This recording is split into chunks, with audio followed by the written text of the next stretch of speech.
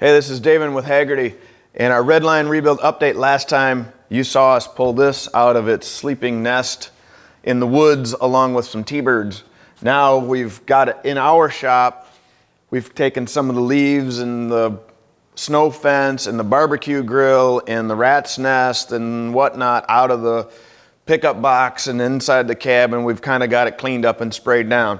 Now today what we're going to do is we're going to see, before we pull this motor out to rebuild it, we want to see if we can get a little fire out of it. I know it's a long shot.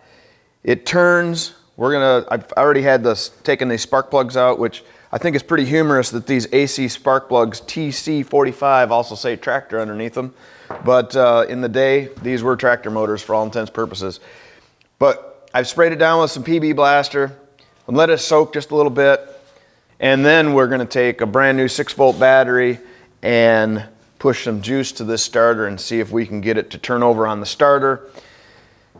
And if that all works out good, clean the points up, put a fresh set of plugs in it, and just dump some fuel right down the carburetor throat and see if we can make some smoke and who knows what else after that. But no intentions to drive it or leave it as it is. We are going to pull this out.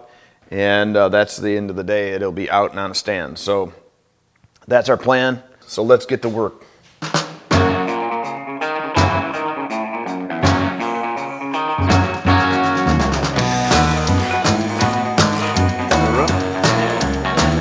We got enough reach?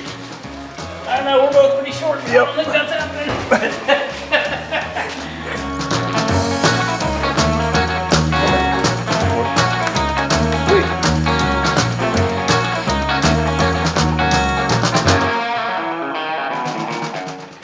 All right, now, as I take this apart, lots of times I'll take and throw the bolts into a baggie, label, tag them, all that type of stuff.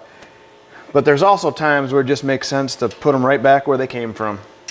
And then when you go to put the puzzle back, the fastener's right there, and it'll be a lot more self-explanatory. He's spewing.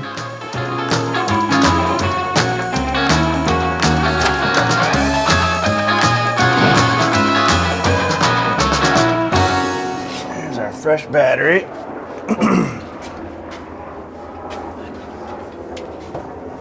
Into our air-conditioned floor.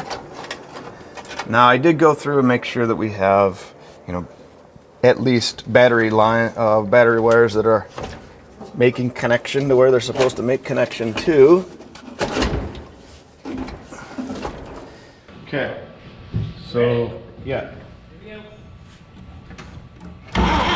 Oh, woo! Yeah. That's why I rolled video. You alright? Oh yeah. Hearts are moving now. I'll tell you what. Who needs coffee? Let me do it slightly different this time. Let me hook up the power to the coil first, and not do this with both of them. Cause yowza! Ready? Professional at work here. All right. Alright, you tell me when. All right, go. Yep. Now we got spark. So, all right, we're gonna try this. A little fresh pour here. So I'm just gonna, I know we have spark, we checked that. You tell me when you're ready. I'm ready. All right, I'm gonna connect the hot wire. All right, go ahead.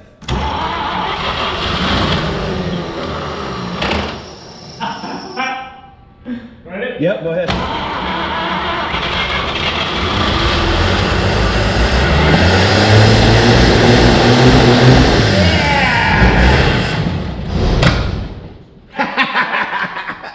All right. Yeah. I get a high five on that. Heck yeah. Give her one more Let try. one more whirl. Yep. All right, don't hit anything yet. Yeah. You let me know. All right, we're connected. All right, go ahead. Here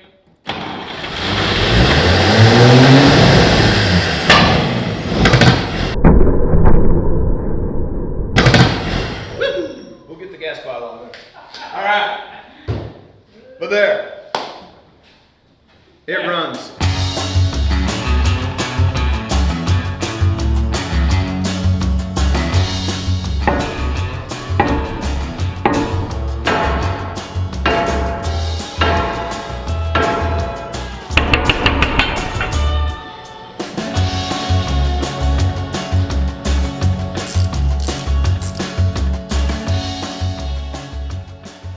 drive shaft's off in the back. The drive shaft is unbolted in the front. But this center carrier, since it's a two-piece drive shaft, is all that's holding us up from dropping the shaft out. But, of course, these are the most crusty ones as well. I'm going to get the cotter key pins off as much as I can, and then basically just have to muscle after it. But I'm going to take that Venom inductive heater, put it right over the top of that nut, get that bad boy poker hot, and she should twist out. Everybody agree? Got it. We'll do the other one the same way.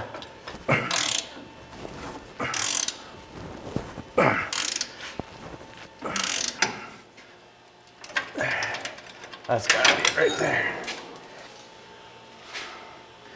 That was easy enough. Set it just back here on the side.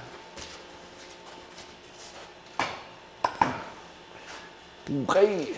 All right, so in an effort to get to the transmission and get the tranny off the back of the engine, because it doesn't appear that the tranny will just kind of pull forward, because the cross members in the body is going to be in the way, and the cross member is riveted in, so I'm not going to touch the rivets, but I've scraped away as much of the gunk as I'll say kind of need to right now, and I need to get, there's a bolt here and a bolt here that are holding a tranny mount in, and I am not going to be able to get to the top of them very well, and they're just a through bolt, so I'm going to whack them off with a torch.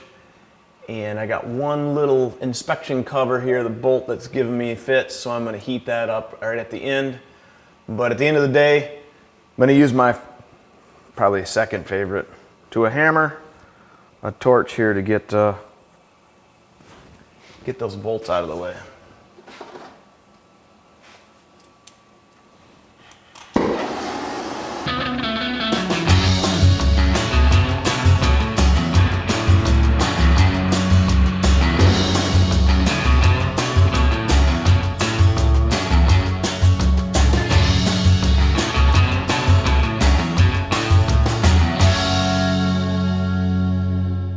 At this point, we are ready to, we're going to have to lower it down. I don't have my my tranny jack here to keep working up in the air. So what I'm going to get Ben to give me a hand, but we're going to take and set the truck down a little closer to the ground, get a regular floor jack underneath it, and then between the floor jack and the hoist, we'll get the transmission out and on the ground, and hopefully not crush anybody's fingers, namely mine.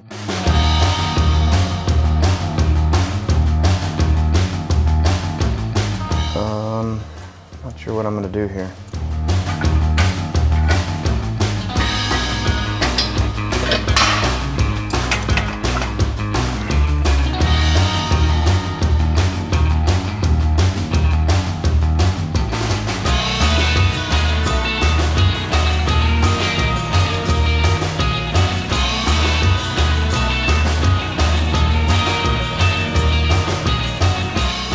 Whoa.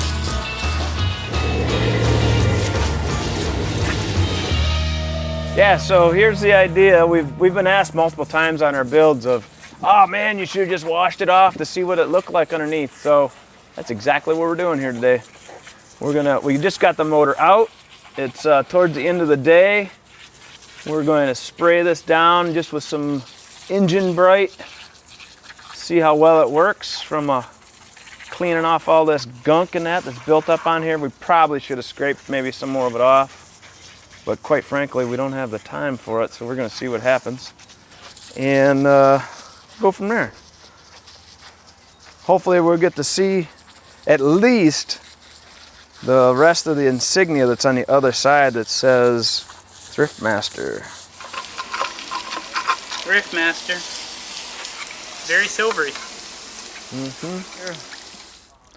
Status at the end of the day, we've given it a bath, we've done a little scraping, we've got a percentage of it off, and we are Just gonna move forward here, do a little more scraping on the big stuff, but we need to get this tore apart and get it over to the machine shop. All right, so the next update, we'll be tearing this baby down.